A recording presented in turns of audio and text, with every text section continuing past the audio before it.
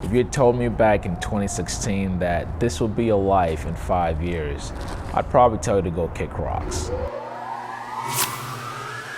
How's it going, everybody? Welcome back to Mojo Grip. Mike here. So we're gearing up for year 5 since this guy decided to take the leap of faith and got his pilot's license. For those of you who have followed me from the beginning, you know that this channel actually started with me just posting videos of my training videos, and I had no idea, what this would become. I was just so excited back then to become a pilot. And so far, I'm very grateful that over the years, I've been so fortunate to be able to actually build a life around aviation and around my flying, that when I look back, I still pinch myself sometimes like, hey, this is your life. So for those of you who are newer subscribers, or perhaps maybe you joined the channel mid-level or recently, I wanted to share this story. So for those of you who already know me from way back, you already know most of this story, but I'll just fill you in a little bit if you're new to the channel. When I first got the itch to fly, I was probably 6 or 7 years old, and this was back, way back in Lagos.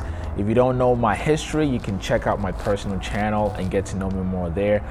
But I'm originally from Lagos, Nigeria, and I remember back when my dad first left the country, basically left us to come to the United States. This was back in 95 or 96. And that was really my first experience to seeing airplanes. And these were obviously big jumbo jets, and I didn't get a chance to actually see one like close to me, but one flying in the sky. And I remember as a little boy, after my dad left, every time I would see an airplane fly over, I would always say hi to it, to say hi to my dad. And then also back when we went to school, there were days where we had to walk to school, and it wasn't because we didn't have cars, it just the roads were so terrible that during the rainy season you couldn't really drive on those roads. And so I remember a particular road where we would walk and airplanes would be flying over, because this was closer to the airport, and I used to envy whoever was in that object that's flying over us. So I would say the passion for flying for me started back then.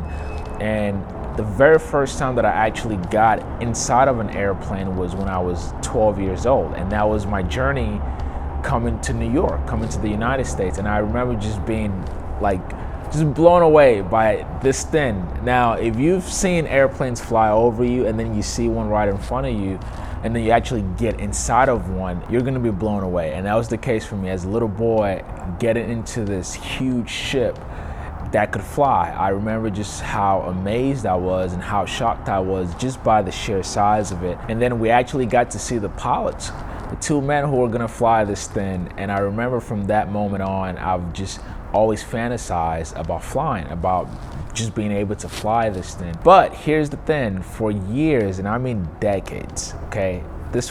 I got my license 2 decades later. For years, one, I never thought that flying was a thing that I could accomplish because I wear glasses. I don't have 20/20 vision, and so I just assumed that if you don't have 20/20 vision, you can't fly. And this also based on the information that I had gotten back then, because I remember when I was 17, between 17 and 19, I thought, okay, maybe I could go for this thing or try it. And I spoke to someone then, and then read a bunch of stuff, and I'm like, no, this is not for you. So because of my eyesight, I decided, okay, this is not something I could do. And then fast forward years later, I moved from New York to California. And then when I got to California, I read about this 15-year-old girl. Kimberly is her name. Wherever you are, Kimberly, thank you so much for helping me accomplish my dreams. And I remember reading about this young teenager who flew cross country, and she was 15. I was sitting in the office, this was back in 2015, and I was sitting in my office and reading about this teenager who did it. And really that was the kick I needed in my butt to get me up and really take this thing seriously. And I remember this was back in July or August of 2015, and then September rolled around, which was the month of my birthday, and I decided to go for a demo flight. And I went to SoCal Flying Club, this was in El Monte. And once I had that flight, it was in a Diamond DA40, I made up my mind then that I was gonna do this and I was gonna pull all the way through. Now, fast forward to get into training, and then having a lot of things happen, a lot of things that I expected and things that I didn't expect. And this is why I make videos over the years about what you should do about your training, because when I look back at my training and just some of the whack experience that I had, I wanted to share that story with y'all so you don't make the same mistakes that I did in terms of choosing the school or choosing the right school or even choosing the airplane that you're going to learn in. And so for me, being a newbie, I wanted the most modern plane, you know, best of the best. And so I chose to learn in a Diamond DA40, which is a great airplane, by the way. A DA40 is a great airplane to build time, to train, all that good stuff. But really, it wasn't even the cost per hour that hurt my training.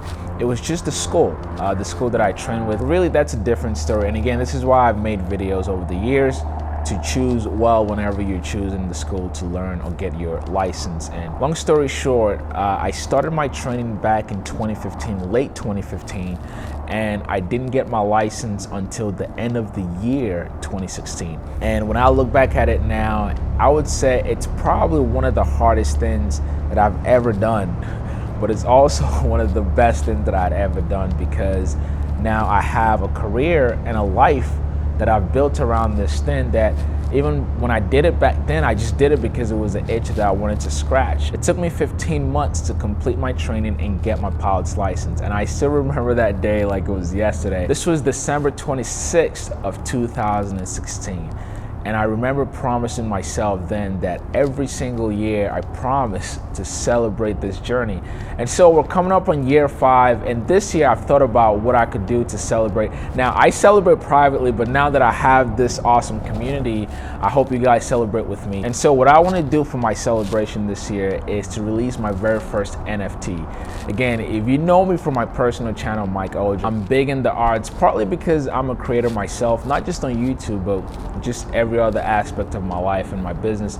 I like to create, and I'm also very excited about the blockchain and NFTs. So I'm releasing my very first one. It's going to be a set of 2 to 3 artwork, and I'm partnering with artists to be able to do this. There is going to be a limited amount for this NFT. If you're into NFTs, think of it as just purchasing a piece of digital artwork, and you can actually use it for physical artwork. You can always print out the actual art and frame it up wherever you need to.